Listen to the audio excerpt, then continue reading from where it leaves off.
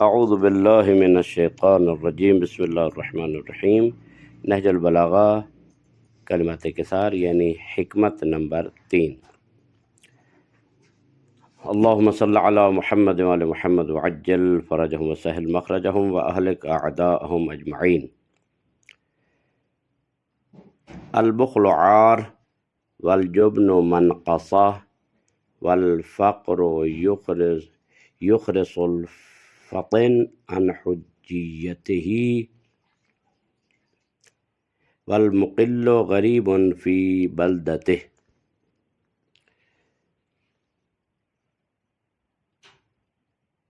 بخل ننگو عار ہے اور ڈر اور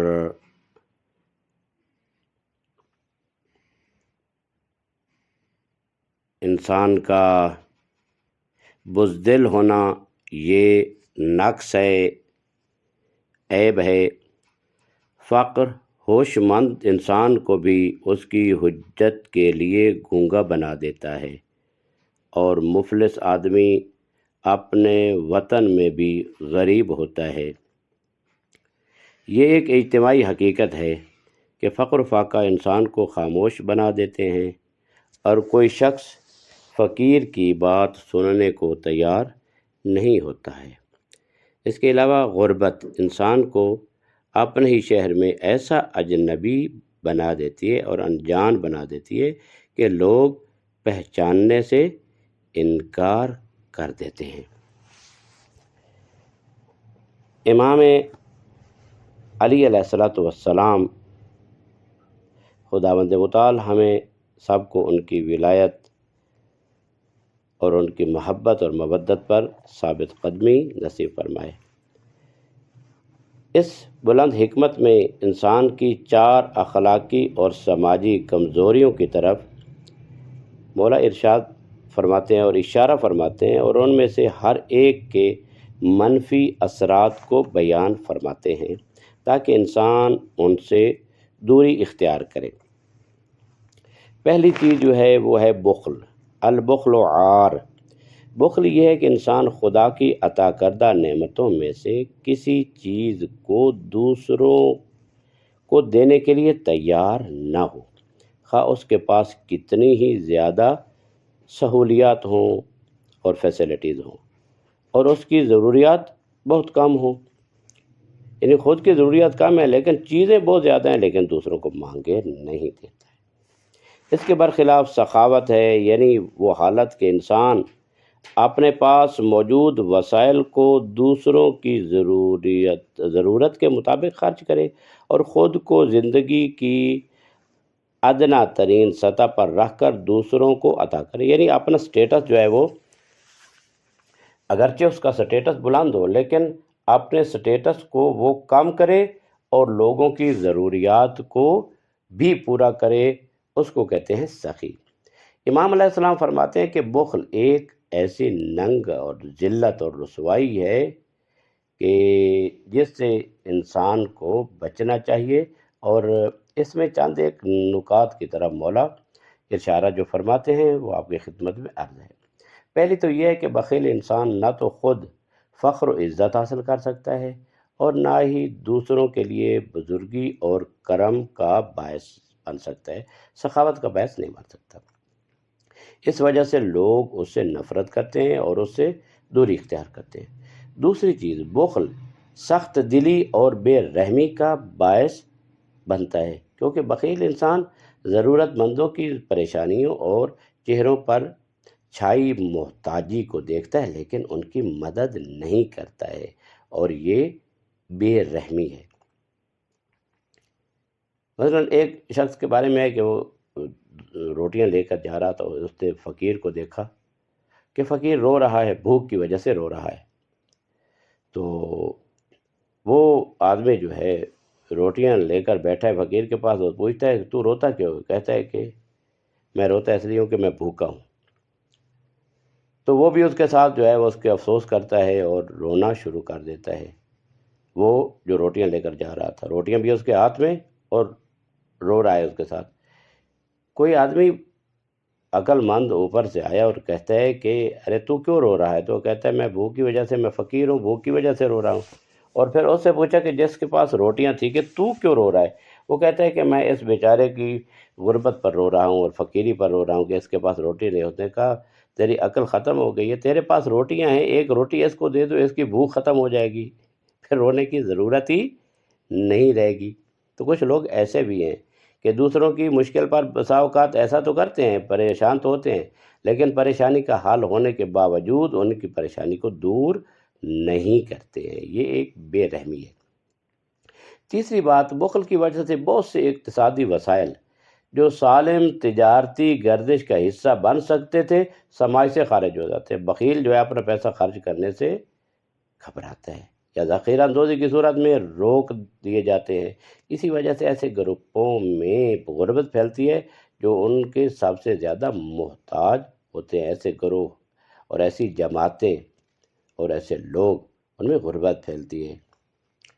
تو چوتھی چیز جو ہے، بخیل انسان موت کے وقت مال اور دولت کو چھوڑنے پر مجبور ہوتا ہے، اور یہ اس کے لیے ایک بڑی آر اور ننگ ہے، خاص طور پر جب وہ دیکھتا ہے کہ جس مال کے لیے وہ خود اس کے اہل خانہ نے مشقت اٹھائی، خود بھی اور اس کے بیوی بچوں نے بھی مشقت اٹھائی، وہ دوسروں کے ہاتھوں میں جا رہا ہے۔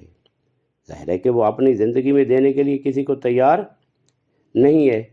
اب جو اس سے زبردستی لیا جا رہا ہے تو وہ اس کی کیفیت کیا ہوگی؟ اسی وجہ سے کہا جاتا ہے کہ موت جو ہے، بعض علماء فرماتے ہیں کہ موت جو ہے وہ دنیا کے مال سے محبت سے دوری ہے۔ محبت جب چھن جاتی ہے تو پھر انسان تڑپتا ہے۔ دنیا کا مال جب چھن جاتا ہے تو پھر وہ دھاڑے مار مار کر روتا ہے، اس کا اس وقت کوئی فائدہ نہیں ہے۔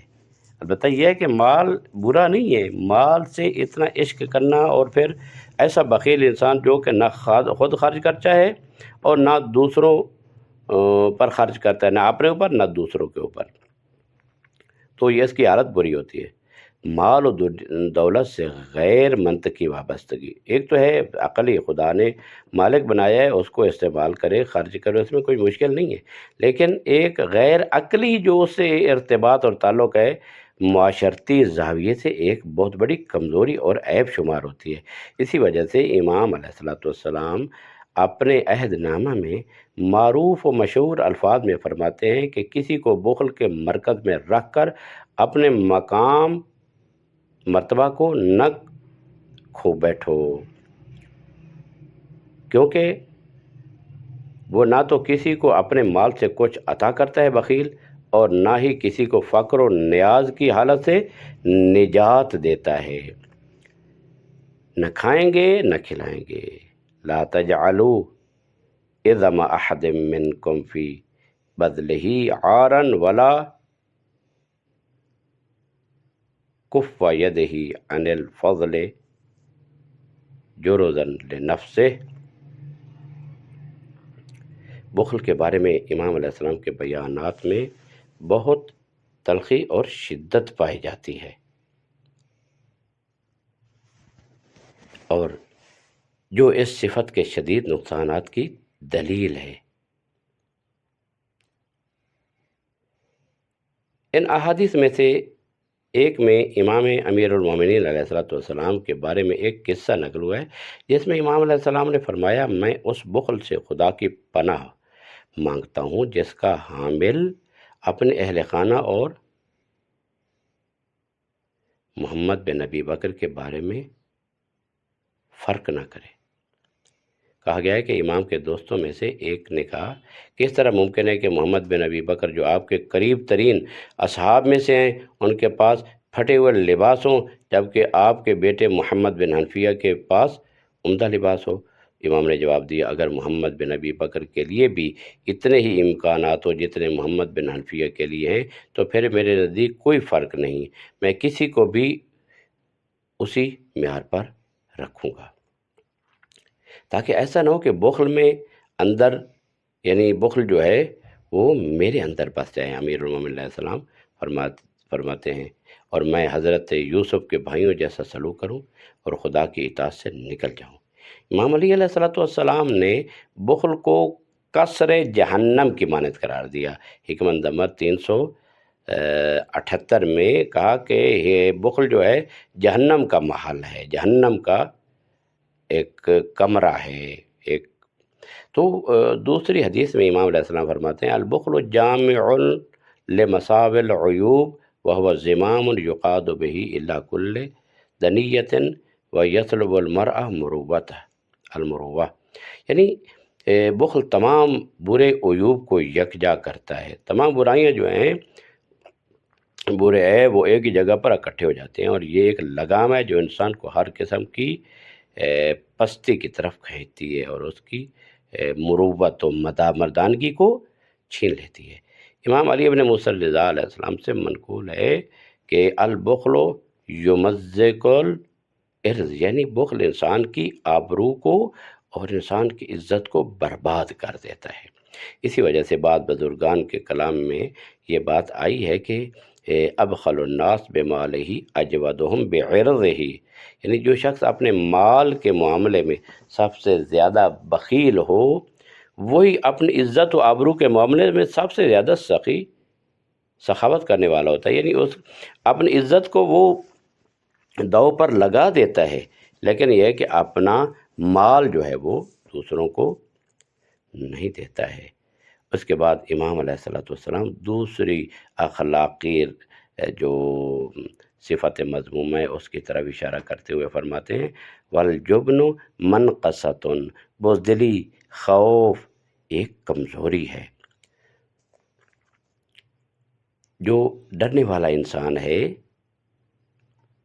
وہ کبھی اپنی صلاحیتوں، قابلیتوں اور استعدادوں سے فائدہ نہیں اٹھا سکتے، جس کا نتیجہ زندگی میں پیچھے رہ جانا ہوتا ہے۔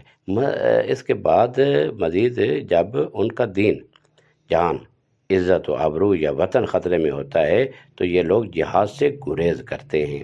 ظاہر بخل ہے، جو مال نہیں دیتا وہ اپنی جان بھی کیسے نچھاور کرے گا، اور مجاہدین کے صف میں شامل ہونے کے بجائے پیچھے رہ جانے والوں، بیماروں، معذوروں اور بچوں کے صف میں کھڑے ہوتے ہیں کہ ہم تو مریض ہیں، ہم لڑنے کے لیے تیار نہیں ہیں، ہمارے اندر لڑنے کی طاقت نہیں ہے۔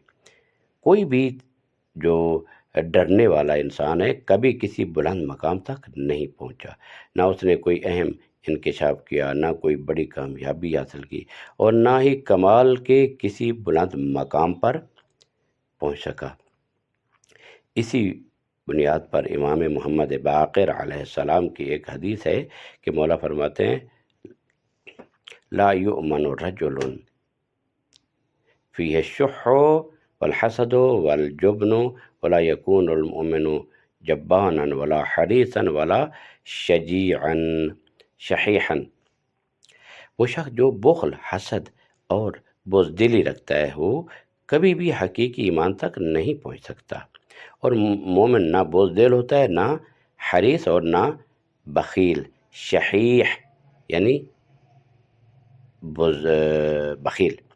حتیٰ کہ امیر المومنین علیہ السلام نے مالک اشتر کو وصیت فرمائی ولا تدخلن فی مشورتک بخیلا ولا جبانا، اے مالک اپنے مشورہ دینے والوں میں بخیل اور بزدل کو کبھی شامل نہ کرنا۔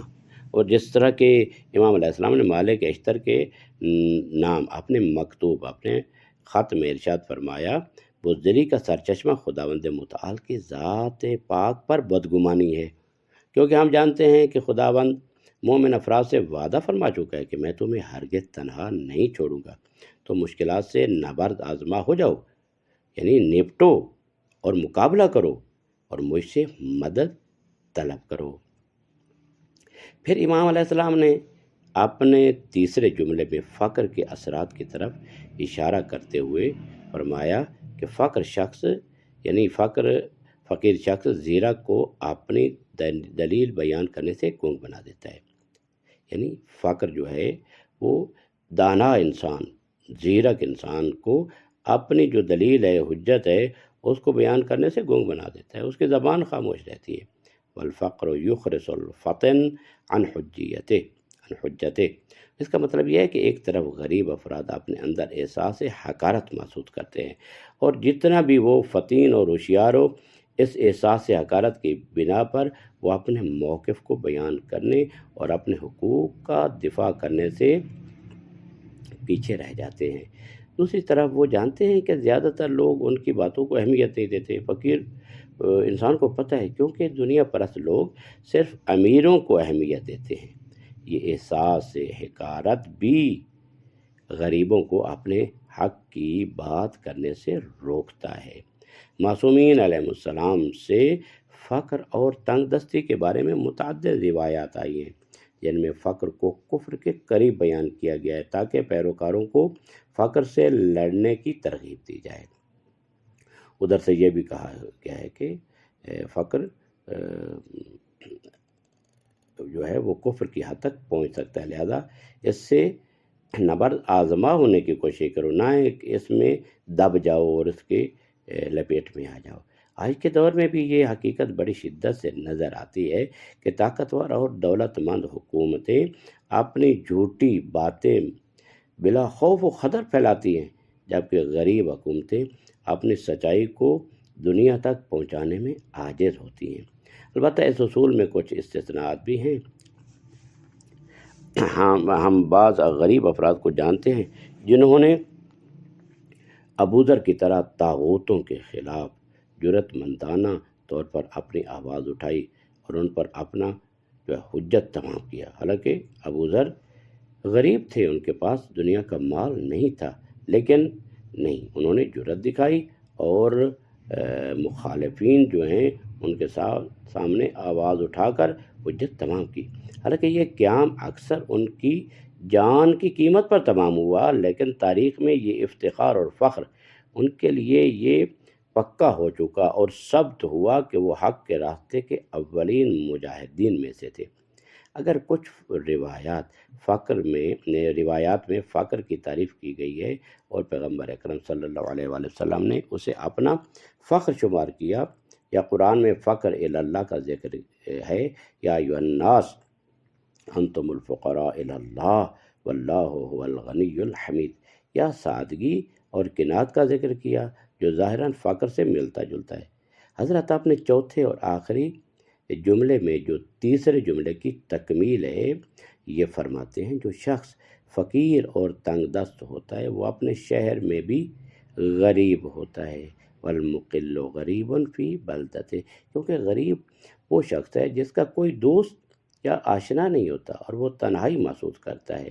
ہم جانتے ہیں کہ دنیا پرست افراد اور دنیا جن کے سر پہ چڑھ چکی ہے اور ان کی عقل پر غالب آ چکی ہے، غریبوں سے دور رہتے ہیں اور ان کو اپنے شہر میں غریب چھوڑتے ہیں، جبکہ امیر افراد اپنے وطن سے دور بھی ہوں تو انہیں غریب نہیں سمجھا جاتا، ان کو پروٹوکول دیا جاتا ہے اور ان کی عزت اور قدر کی جاتی ہے، جو کہ ان کے مال کی وجہ سے ہوتی ہے۔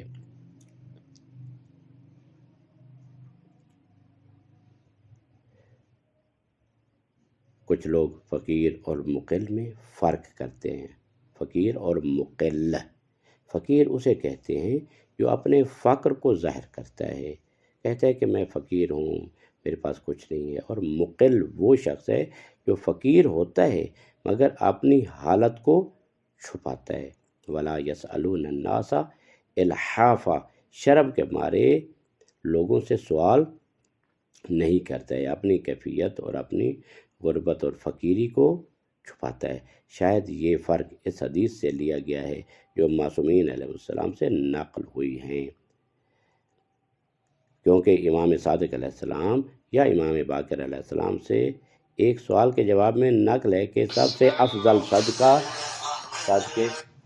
سے افضل صدقہ وہ ہے جو جہد المقل، یعنی وہ شخص جو کم آمدنی ہوتا ہے لیکن تنگ دستی کے باوجود انفاق کرتا ہے، یعنی جہد المقل یعنی اس کی آمدنی بہت کم ہے لیکن وہ خرچ کرتا ہے، اس کو کہتے ہیں جہد المقل، لیکن تنگ دستی کے باوجود انفاق کرتا ہے۔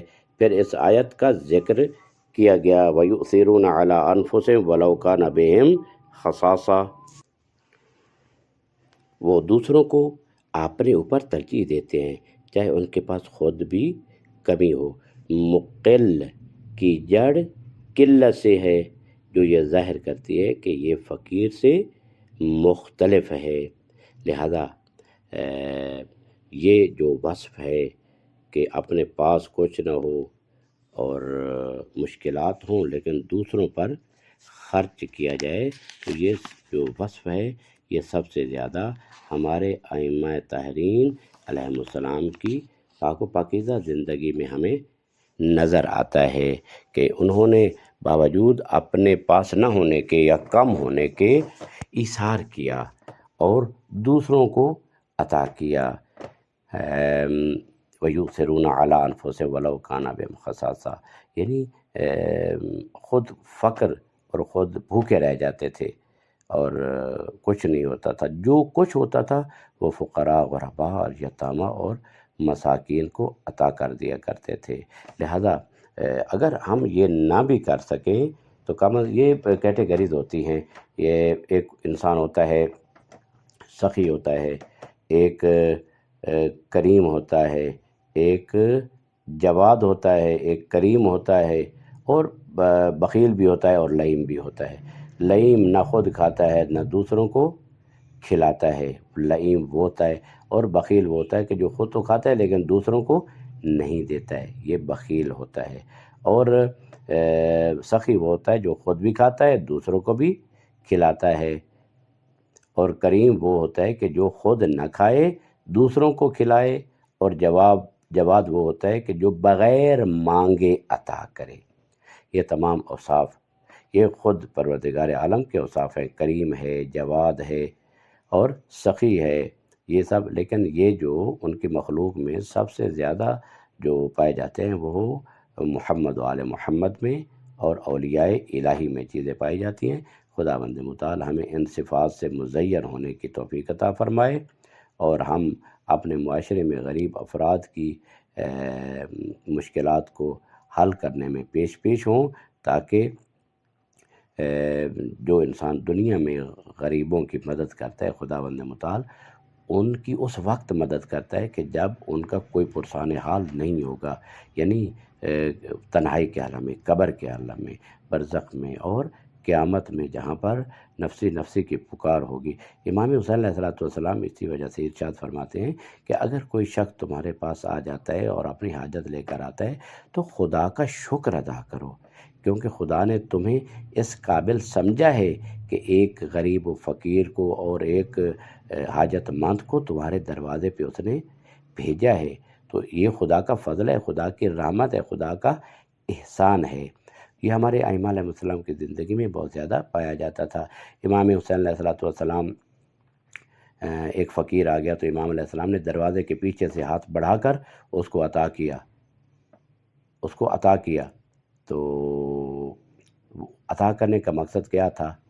شاید اسی فقیر نے پوچھا کہ مولا آپ میرے سامنے نہیں آ رہے، یا کسی نے پوچھا تو مولا نے فرمایا کہ میں یہ شرم آتی ہے کہ یہ شخص اگر دوسری مرتبہ میرے پاس آئے تو اس کو شرم محسوس نہ ہونے پائے کہ میں پھر انہی کے پاس آگے ہوئے، اور پھر میرے چہروں کو دیکھ کر وہ شرم محسوس کرنے لگے اس قدر۔ اور وہ اس لینے والے نے کہا اور رونے لگا، تو مولا نے فرمایا کیوں روتا ہے، یہ کم ہے؟ وہ دیکھا نہیں، روتا اس لیے ہوں کہ اتنے سخی اور کریم ہاتھ بھی مٹی کے نیچے سو جائیں گے۔ تو ہمارے ائمہ کی سیرت میں یہ ہے کہ جتنا بھی ہو سکے خود بھی کھاؤ، کوئی مشکل نہیں ہے کھانے میں۔ خدا نے کہا ہے کلوا واشربوا ولا تسرفوا، اور اسراف نہ کرو۔ آج کل جو ہمارے معاشرے میں ہے اسراف کر دیتے ہیں لیکن غریبوں کو نہیں کھلاتے، اس لیے امیر المومنین فرماتے ہیں کہ اپنے دسترخوانوں پر جو لقمے اور ٹکڑے بچ جاتے ہیں اگر انسان اس کو اسراف نہ کریں اور اس کو ایسے کوڑے کی ٹوکری میں نہ پھینکیں تو کوئی دنیا میں کوئی فقیر و غریب نہ رہے۔ تو مطلب یہ ہے کہ اسراف بہت زیادہ ہوتا ہے، اسراف کی جگہ پر انسان انفاق کرے، جو ضائع کر رہا ہے اس کو غریبوں میں تقسیم کر دے، غریبوں کو دے دے۔ بعض وہ ان کا پیٹ بھر جاتا ہے۔ بعض یتیم بچے، بیوہ عورتیں ہوتے ہیں، غریب لوگ ہوتے ہیں، درماندہ لوگ ہوتے ہیں، ان کے پاس کچھ نہیں ہوتا۔ اللہ نے ہمارے اموال میں ان کے لیے حقوق رکھے ہیں، للسائل والمحروم وفی اموالہم حق للسائل والمحروم، ان کے اموال میں سائل کے لیے بھی حق ہے اور محروم کے لیے بھی حق ہے۔ جو نہیں مانگتا، لا یسألون الناس الحافا، اپنی شرم کے مارے نہیں مانگتے، تو ان کے لیے بھی حق ہے۔ لہذا اگر ہم چاہتے ہیں کہ ہم دنیا میں بھی کامیاب رہیں، آخرت میں بھی کامیاب رہیں، خدا ہماری مدد کرے دنیا میں، برزخ میں اور آخرت میں، تو ہمیں چاہیے کہ ہم اس فقر کو معاشرے سے ختم کریں، اور اس کے ختم کرنے کا بہترین حال یہی ہے کہ خود ضرورت کے مطابق استعمال کریں۔ ایسا نہیں کہ کھائیں نہیں، کھائیں ضرورت کے مطابق، اچھا کھائیں، لیکن اسراف اور تبذیر سے بچیں، کیونکہ ان المبذرین کانوا اخوان الشیاطین، مصرف اور فضول خرچ جو ہیں وہ شیطان کے بھائی ہوتے ہیں۔ لہذا انسان کو چاہیے اگر وہ اپنی اقتصادی بلندی تک پہنچنا چاہتا ہے تو اسراف سے بچے اور غرباء پر خرچ کرے۔ اگر نہج البلاغہ میں بھی یہ موجود ہے کہ جو انسان چاہتا ہے کہ میرے رزق میں اضافہ ہو تو اسے چاہیے کہ وہ اللہ کی راہ پر خرچ کرے، اور صدقہ، الصدقہ تنزل الرزق، یعنی رزق کو نازل کرتا ہے۔ استنزل الرزق بالصدقہ، ان صدقہ کے ذریعے تم رزق کو اللہ سے حاصل کرو۔ لہذا لوگوں کی ضروریات کو پورا کرنا یہ بہت بڑا صدقہ ہے، اور یہ صدقہ مستحق کے ہاتھ میں، غریب کے ہاتھ میں جانے سے پہلے دستے پروردگار میں جاتا ہے۔ اسی وجہ سے امام سید الساجدین زین العابدین علیہ السلام جب کسی غریب کو صدقہ اور خیرات دیتے تھے تو پہلے اپنے ہاتھ کو چومتے تھے۔ کسی نے پوچھا مولا آپ اپنے ہاتھ کو کیوں چوم رہے ہیں؟ تو مولا نے فرمایا اس وجہ سے کہ جب یہ ہاتھ، انفاق کا ہاتھ، اللہ کو بہت پسند ہے اور یہ پہلے دست قدرت میں جاتا ہے، تو اس وجہ سے میں اس ہاتھ کو چوم رہا ہوں، کیونکہ یہ ہاتھ دست الہی میں جاتا ہے۔ لہذا یعنی دست الہی اللہ کا تو ایسا مادی ہاتھ نہیں ہے نا، فزیکلی ہاتھ نہیں ہے، اللہ کا دست یعنی دست رحمت الہی میں، دست عطائے الہی میں، جس طرح کہا جاتا ہے یا باسط الیدین بالرحمہ، اے کھلے ہاتھوں عطا کرنے والے، یعنی اے بہت زیادہ کریم اور بہت زیادہ سخی مالک۔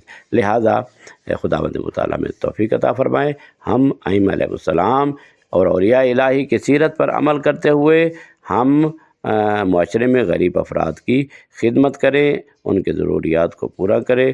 اللہ ہمارے رزق میں بھی اضافہ فرمائے اور تمام مومنین مومنات کے رزق حلال میں اضافہ فرمائے۔ بس صلی اللہ علی محمد و آلہ الطیبین الطاہرین المعصومین۔